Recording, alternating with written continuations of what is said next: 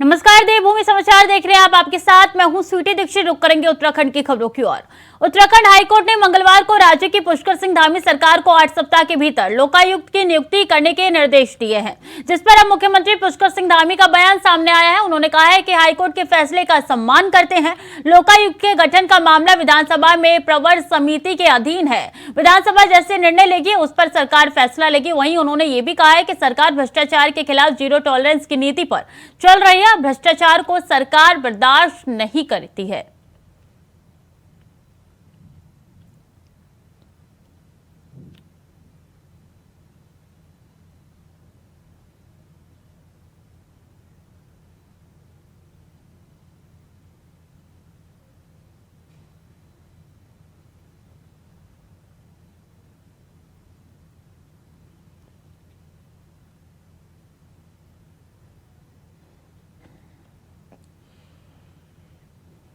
देवभूमि उत्तराखंड में uniform civil code के draft पर तेजी से काम किया जा रहा है। इसके लिए गठित विशेषज्ञ समिति यूनिफॉर्म सिविल कोड के ड्राफ्ट को फाइनल रूप में देने में जुटी है। खुद प्रदेश के मुख्यमंत्री पुष्कर सिंह धामी भी 30 जून तक ड्राफ्ट तैयार करने की बात कह चुके हैं। इसी कड़ी में एक बार फिर सीएम ने यूसीसी को लेकर कहा है कि ड्राफ्टिंग अंतिम चरण में है। अब जरूरत है एक देश एक कानून की और उत्तराखंड राज्य उसी दिशा में आगे बढ़ रहा है। ये कानून सबके लिए समान अधिकार वाला होगा।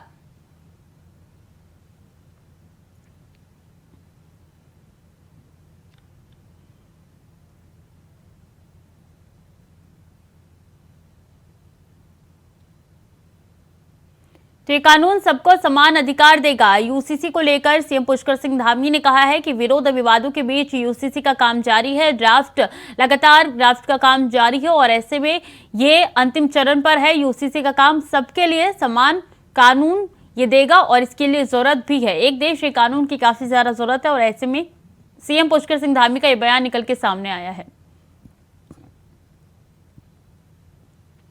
तो विरोध और विवादों के बीच यूसीसी का काम जारी है। सीएम पुष्कर सिंह धामी ने साफ तौर पे कह दिया है कि यूसीसी अपने अंतिम चरण पर है, उसका काम और ड्राफ्टिंग का काम अभी भी जारी है। एक देश एक कानून की जरूरत है। यूसीसी का कानून जरूर लाया जाएगा। ये कानून सबको समान अधिकार देगा, इसलिए यूसीसी को आना बेहद ही जरूरी है।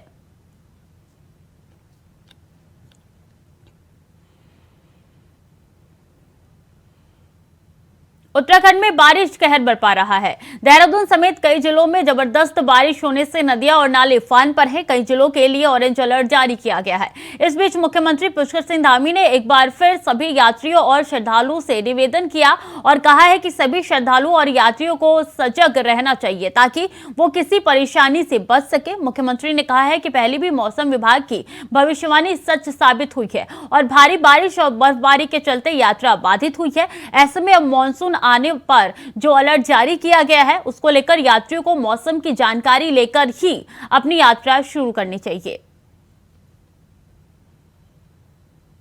तो मौसम विभाग द्वारा ऑरेंज अलर्ट जारी कर दिया गया है। ऐसे में सीएम पुष्कर सिंह धामी का बयान निकल के सामने आया है कि जानकारी लेकर ही अपनी यात्रा का शुभारंभ करें और जब मौसम विभाग के द्वारा ये भविष्यवाणी की गई है मौसम को लेकर तब ये भविष्यवाणी सही साबित हुई है। इसलिए उन्होंने कहा है कि आपको किसी परेशानियों का सामना ना करना पड़े। तो चारधाम की यात्रा में आप मौसम का अनुमान ले लें, उसके बाद से अपनी यात्रा शुरू करें ताकि किसी भी परेशानियों का सामना आपको ना करना पड़े।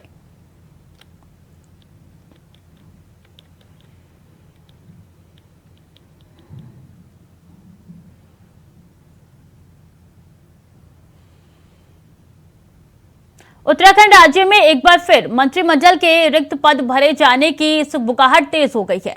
धामी 2.0 सरकार के गठन के बाद से ही मंत्रिमंडल के 3 पद खाली चल रहे हैं। इसी बीच परिवहन मंत्री चंदन रामदास के निधन के बाद मंत्रिमंडल की 4 सीटें अभी भी खाली है। मंत्रिमंडल में शामिल होने के लिए तमाम विधायक कवायद में जुटे हुए। इसी बीच चर्चा इस बात की भी हो रही है कि प्रदेश मंत्रिमंडल के कुछ मंत्रियों की छुट्टी कर उनकी जगह पर नए लोगों को मौका दिया जाएगा। वहीं प्रदेश अध्यक्ष महेंद्र भट्ट ने साफ कहा है कि अभी जहां महाजनसंपर्क अभियान चल रहा है और 7 जुलाई को दिल्ली में अभियान की समीक्षा होगी। इसके बाद ही इन पदों को भरने के लिए कोई फैसला लिया जा सकता है। बीजेपी अध्यक्ष महेंद्र भट्ट ने यह भी कहा है कि किसे मंत्रिमंडल में शामिल करना है और किसे मंत्रिमंडल से हटाना है, यह मुख्यमंत्री का विवेकाधीन होता है। इस पर निर्णय मुख्यमंत्री और केंद्रीय नेतृत्व को लेना होगा।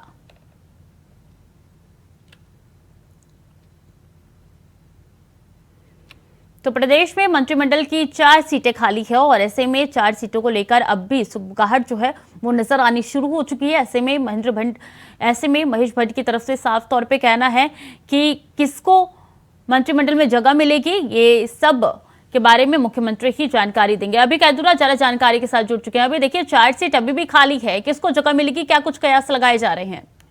बिल्कुल यही कयास इस समय कह सकते हैं कि प्रदेश की सुर्खियां यहाँ पर बने हुए हैं। धामी सरकार के 4 रिक्त पड़े मंत्रिमंडल में आखिर नए चेहरे कौन होंगे, किन लोगों को जगह में यहाँ पर मिलेगी और मुख्यमंत्री किसके नाम पर यहाँ पर कैबिनेट मंत्री की यहाँ पर मोहर लगाते हैं। खुद बीजेपी के प्रदेश संगठन की तरफ से कई बार ये कह सकते हैं कि इन सब चीजों पर मंत्रिमंडल विस्तार की चर्चाओं को यहाँ पर जोर दिया गया था। खुद बीजेपी के प्रदेश अध्यक्ष महेंद्र भट्ट ने कहा कि जल्द ही धामी सरकार इस विषय पर अपना अंतिम निर्णय यहाँ पर लेगी। पार्टी के शीर्ष नेतृत्व से यहाँ पर बातचीत की जाएगी और जो सरकार में जो मंत्रिमंडल में 4 रिक्त पद पड़े हुए हैं मंत्रियों के, उनको जल्द भरने का काम यहाँ पर किया जाएगा ताकि सरकार के जो विकास के जो काम है वो बेहतर गति से यहाँ पर किए जा सके और जो मंत्रिमंडल में मंत्रियों के जो काम का वो सही तरीके से बंटवारा यहाँ पर हो सके। क्योंकि ये समझा जा सकता है कि 4 रिक्त मंत्रिमंडल के पद खाली होने से सरकार पर जो दबाव है, काम का जो दबाव है लगातार बढ़ता हुआ नजर आ रहा है। और ऐसे में जब इस समय सरकार को सहयोगी हाथों की सबसे ज्यादा आवश्यकता है तो फिर सरकार को जल्द ही दिशा में निर्णय भी यहाँ पर लेना चाहिए। ये समझा जा सकता है कि मुख्यमंत्री पुष्कर सिंह धामी का विशेषाधिकार है कि उनकी तरफ से किसे मंत्रिमंडल में यहाँ पर शामिल किया जाता है, नए मंत्रिमंडल का विस्तार कब यहाँ पर किया जाता है। लेकिन उम्मीद यही की जा सकती है और बीजेपी के जो सूत्र बता रहे हैं वो यही है कि जल्द ही ये कह सकते हैं कि आगामी 1 से 2 माह के भीतर अपना धामी सरकार का जो मंत्रिमंडल होगा उसका विस्तार यहाँ पर होगा और उसके लिए जल्द ही प्रदेश नेतृत्व, पार्टी का जो शीर्ष नेतृत्व है, प्रदेश नेतृत्व उनसे बातचीत यहाँ पर करेगा। जी, कुछ सीटें खाली हुई है क्योंकि कुछ ऐसे मंत्री हैं जो इस दुनिया में नहीं रहे, लेकिन अगर बात की जाए तो ये भी जानकारी निकल के सामने आ रही है कि कुछ मंत्री ऐसे हैं जिनको कैबिनेट पद से हटाया जाएगा, उनकी जगह नए मंत्री आएंगे। तो हटाने के पीछे का रीजन क्या हो सकता है? अभी बिल्कुल ये कहा जा सकता है कि आने वाला समय चुनाव का समय है। ऐसे में सरकार हर उस चीज पर यहाँ पर स्टेप लेना चाहेगी जो चुनाव के समय बीजेपी के लिए बड़ा फायदेमंद यहाँ पर साबित हो सकता है। उसमें जरूरी है कि जो मंत्रियों का कामकाज अभी तक कर रहा है उसमें कह सकता है कि जो मंत्रियों की जो छवि जनता के बीच में रही है उसके आधार पर निर्णय यहाँ पर लिया जा सकता है। जो 4 नए मंत्रिमंडल के जो रिक्त पद है उनमें तो भरा जाना ही है, साथ ही कुछ जो संभावनाएं जताई जा रही है वो पुराने जो मंत्री है उनको भी हटाने की चर्चा जोरों पर चल रही है। तो ऐसे में समझा जा सकता है कि जो पूरा मंत्रिमंडल का जो पूरा जो विस्तार यहाँ पर होगा, जो रिस्पलिंग यहाँ पर होगी, उसमें 5 से 6 नए मंत्री पद यहाँ पर विकसित किए जाएंगे और धामी सरकार का जो पूरा मंत्रिमंडल होगा भारत का वो यहाँ पर बनता हुआ नजर आएगा। जी, इस पूरे मामले पे महेंद्र भट्ट ने तो साफ कह दिया है कि 7 जुलाई से पहले कोई भी निर्णय नहीं लिया जाएगा। तो क्या लगता है अभी अंदर खेमे में जो है इस नाम पे चर्चा हो रही है कि कौन से ऐसे मंत्री है जो इस पद पे बैठाए जाए? बिल्कुल बीजेपी इस समय ये कह सकते हैं कि आपका जो पार्टी का जो महाजनसंपर्क अभियान चल रहा है 30 जून तक वो महाजनसंपर्क अभियान के कार्यक्रमों में यहाँ पर व्यस्त नजर आ रही है।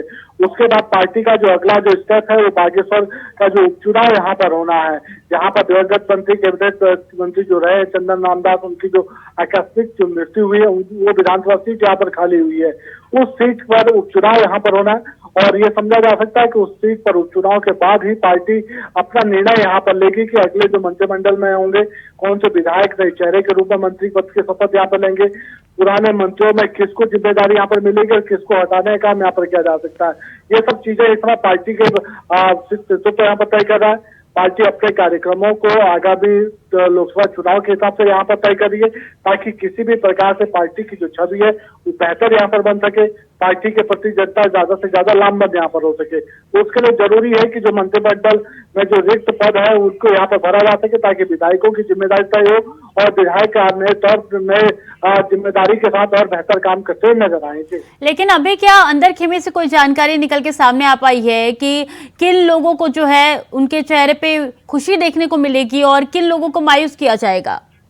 देखिए, सबसे बड़ी बात यह है कि धामी सरकार अगर अपना मंत्रिमंडल का विस्तार यहाँ पर करती है तो कुछ मंत्रियों को हटाने के साथ साथ नए मंत्रियों की अगर नियुक्ति यहाँ पर करती है तो फिर उसके साथ साथ ये सब चीजें यहाँ पर देखी जाएगी कि सरकार क्षेत्रीय और जातीय समीकरण को किस प्रकार से संतुलित करने का काम यहाँ पर करेगी। सबसे बड़ी बात है कि अभी भी ये कह सकते हैं कि कुमाऊं का जो नेतृत्व है वो यहाँ पर ज्यादा नेतृत्व नहीं दिख पा रहा है, उसको वजह से कुमाऊं के कुछ नए जो वरिष्ठ विधायक है उनको नई जिम्मेदारी यहाँ पर मिल सकती है।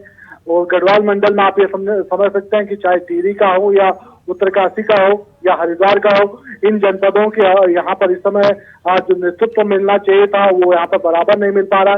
तो नए चेहरे के रूप में यहाँ से भी कुछ मंत्रियों को मंत्री बनाने का काम यहाँ पर किया जा सकता है। तो ये सब चीजें क्षेत्रीय आधार पर, जातीय आधार पर और पार्टी की वरिष्ठता के आधार पर इन सब चीजों का निर्णय यहाँ पर लिया जाएगा। इसके अलावा लोकसभा चुनाव के लिए कौन सा स्टेप सबसे जरूरी यहाँ पर हो सकता है, उसको भी यहाँ पर ध्यान रखने का काम सरकार की तरफ से किया जाएगा। जी बिल्कुल, 7 जुलाई बाद ही पता चल पाएगा कि किसको इस पद पे जगह मिली है और किसकी जगह जो है वो खाली होती है। बहुत बहुत शुक्रिया अभय तमाम जानकारियों के लिए आपका। और उत्तराखंड के मुख्य सचिव डॉक्टर एस संधू ने मंगलवार को सचिवालय में प्रदेश के सभी जनपदों के जिलाधिकारियों के साथ वीडियो कॉन्फ्रेंसिंग के माध्यम से 30 बिंदुओं के क्रियान्वयन के संबंध में बैठक ली। मुख्य सचिव द्वारा पूर्व में सभी जिलाधिकारियों को 30 बिंदुओं पर प्राथमिकता के आधार पर कार्य करने हेतु सूची भी भेजी गई थी, जिनको प्राथमिकता पर कार्य करने हेतु सुझाव अथवा आने वाली समस्याओं और उनके निराकरण पर सुझाव मांगे थे। उन्होंने कहा है कि शीघ्र ही इन पर कार्य शुरू किया जाएगा। मुख्य सचिव ने कहा है कि इन 30 बिंदुओं की मॉनिटरिंग पोर्टल आधारित होगी। अच्छा प्रदर्शन करने वाले जनपदों को पुरस्कृत भी किया जाएगा। उन्होंने कहा है कि विभिन्न कार्यों के सरलीकरण पर ध्यान देने की आवश्यकता है।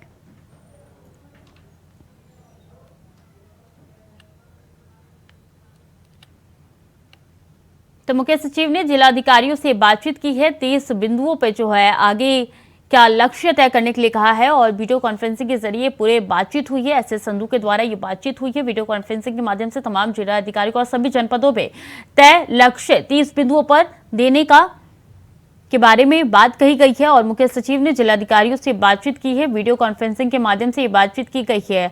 और बता दें कि इसमें 30 बिंदु ऐसे जब सभी जनपदों के लक्ष्य तय करने के लिए कहा गया है।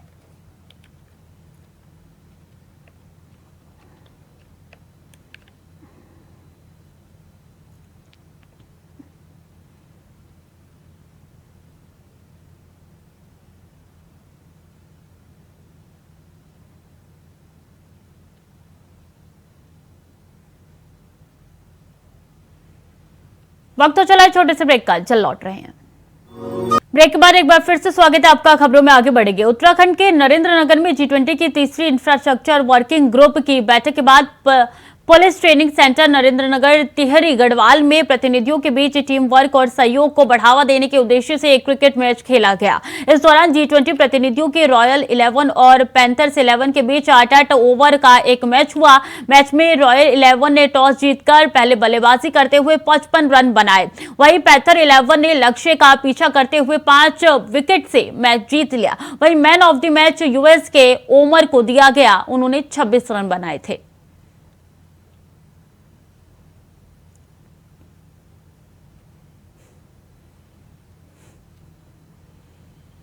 और उत्तराखंड में आज भी भारी बारिश का अलर्ट है। मौसम विभाग ने नैनीताल, चंपावत, पिथौरागढ़, बागेश्वर, देहरादून, टिहरी और पौड़ी जिलों में बारिश का ऑरेंज अलर्ट जारी कर दिया है। उधर मुख्यमंत्री पुष्कर सिंह धामी ने भारी बारिश के अलर्ट को देखते हुए अधिकारियों को सतर्क रहने के निर्देश दिए हैं।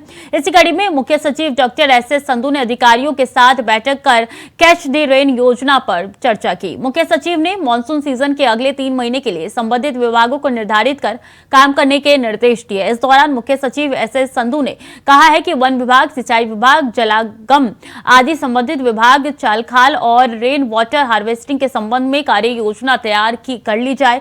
स्रोतों को सूखने से बचाने के लिए बड़े स्तर पर कार्य किए जाने की आवश्यकता है।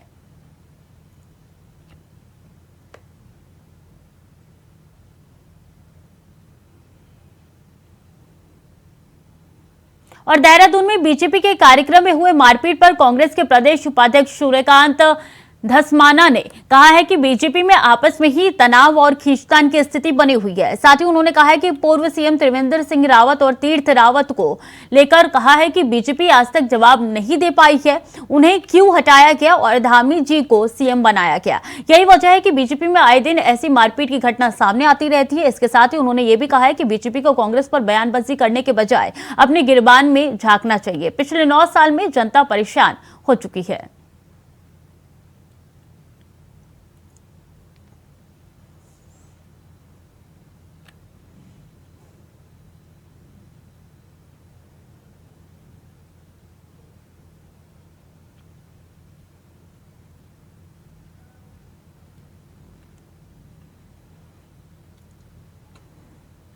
और देहरादून में भारतीय जनता पार्टी के कार्यक्रम में हुए मारपीट का मुद्दा अब राज्य में सियासी मुद्दा बन गया है। कांग्रेस के बाद अब आम आदमी पार्टी के प्रदेश संगठन समन्वयक जोत सिंह बिष्ट ने कहा है कि दुनिया की सबसे बड़ी पार्टी कही जाने वाली बीजेपी जो अनुशासन का दम भरती है वो सब हवा हवाई बातें हैं, क्योंकि सच्चाई पार्टी के ही कार्यक्रम में दिख गई। बता दें कि जोत सिंह बिष्ट ने यही नहीं रुके, उन्होंने ये भी कहा है कि पहले भारतीय जनता पार्टी के वरिष्ठ नेता और मंत्री कार्यकर्ताओं को सड़कों पर पीटते थे और अब पार्टी के ही कार्यक्रम में पार्टी की महिला कार्यकर्ताओं को पीटा जा रहा है, जो इस बात का प्रमाण है कि अनुशासन का दम भरने वाली बीजेपी में अनुशासन नाम की चीज ही नहीं है।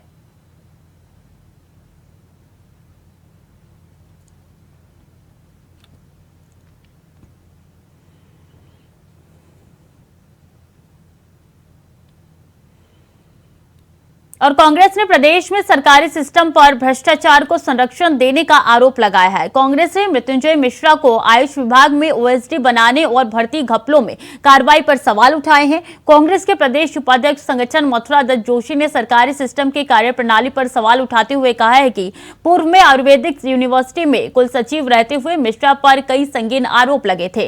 विजिलेंस जांच के बाद उन्हें गिरफ्तार कर जेल भेजा गया। वो पहले भी कई मामलों में विवादित रह चुके हैं, पर अब सरकार ने उन्हें न सिर्फ बहाल कर दिया बल्कि निदेशालय में ओएसडी जैसा अहम पद दे दिया है। जोशी ने इस दौरान भर्ती परीक्षाओं में हुए घपलों को लेकर भी निशाना साधा।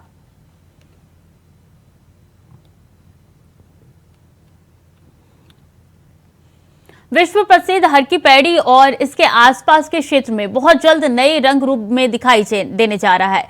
जी हां, मुख्यमंत्री पुष्कर सिंह धामी के निर्देश पर पुलिस चौकी एवं आसपास के क्षेत्र तथा विष्णुपोल का सौंदर्यकरण धर्मनगरी की पारंपरिक शैली, आस्था और मर्यादा के अनुरूप किया जाएगा,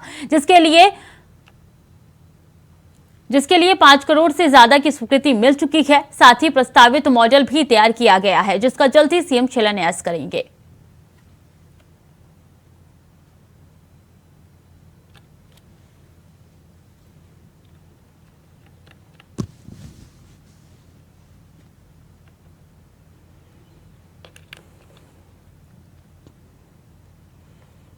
मौसम विभाग निदेशक विक्रम सिंह ने राज्य में 28 जून से बारिश की गतिविधियां और ज्यादा बढ़ने की बात बताई है। उन्होंने कहा है कि नैनीताल, चंपावत, पौड़ी, टिहरी, देहरादून, बागेश्वर में तेज बारिश के साथ पहाड़ी क्षेत्रों में तेज हवाओं के साथ साथ बारिश भी ज्यादा होने की संभावना जताई है। इसको लेकर उन्होंने लोगों से एहतियातन भी बरतने की बात कही है और कहा है कि ट्रैवल भी कम करें, क्योंकि आने वाले दिनों में नदियों का जलस्तर भी बढ़ सकता है।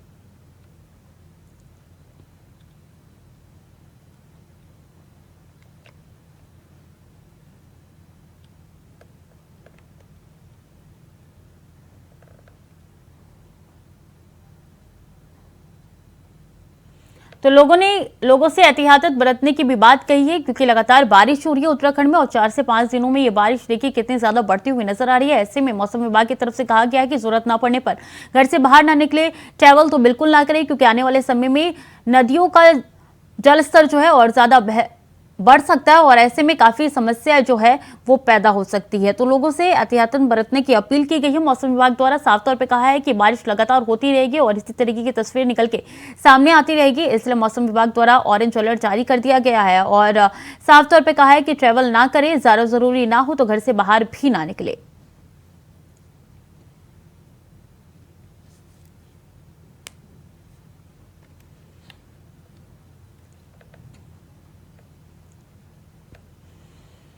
बद्रीनाथ धाम में हक हकूक धारियों ने एक अहम बैठक की, जिसमें पूजा पद्धति से जुड़े लोगों ने कहा है कि बद्रीनाथ धाम में नमाज पढ़ने की अनुमति नहीं दी जाएगी, जिसको लेकर जिला प्रशासन और बद्रीनाथ में मास्टर प्लान के निर्माण कार्य करने वाले ठेकेदारों के साथ ही निर्माण कार्य में लगे गैर हिंदू मजदूरों को ईद के दौरान नमाज पढ़ने के लिए अन्यंत्र व्यवस्था किए जाने को लेकर भी बैठक की गई।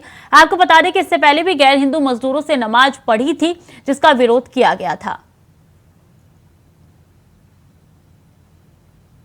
तो नमाज पढ़ने को लेकर बैठक हुई है और इससे पहले भी नमाज पढ़ी गई थी, जिसका विरोध किया गया था। सीबीएसई ने देहरादून रीजनल के 10 स्कूलों की 10वीं और 12वीं की मान्यता खत्म कर दी है। उत्तराखंड और यूपी के सभी स्कूल प्रवेश जनरल मान्यता पर चल रहे थे। इन स्कूलों में बोर्ड परीक्षाएं नियमित तौर पर नहीं हुई थी और मान्यता के नियमों को भी पूरा नहीं किया गया। सीबीएसई के संयुक्त सचिव एफिलिएशन की ओर से इन सभी स्कूलों की मान्यता रद्द करने के आदेश जारी किए गए हैं। वहीं इस आदेश के एक प्रति संबंधित शिक्षा विभाग के अधिकारी और सीबीएसई दून रीजनल क्षेत्र के अधिकारी डॉक्टर रणवीर सिंह को भी दी गई है।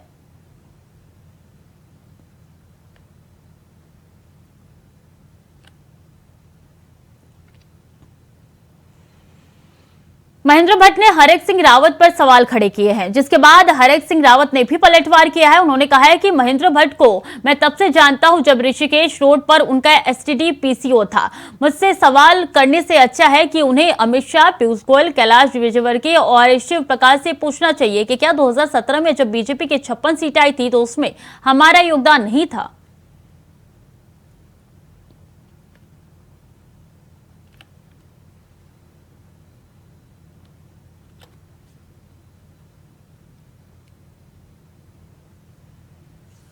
तो हरेक सिंह रावत ने पलटवार किया है महेंद्र भट्ट के इस बयान को लेकर। उन्होंने कहा है कि महेंद्र भट्ट को मैं तब से जानता हूं जब उनका एसडी और पीसीओ का दुकान था। तो फिलहाल के लिए बुलेटिन में इतना ही। खबरें लगातार जारी है, देखते रहिए इंडिया वॉइस।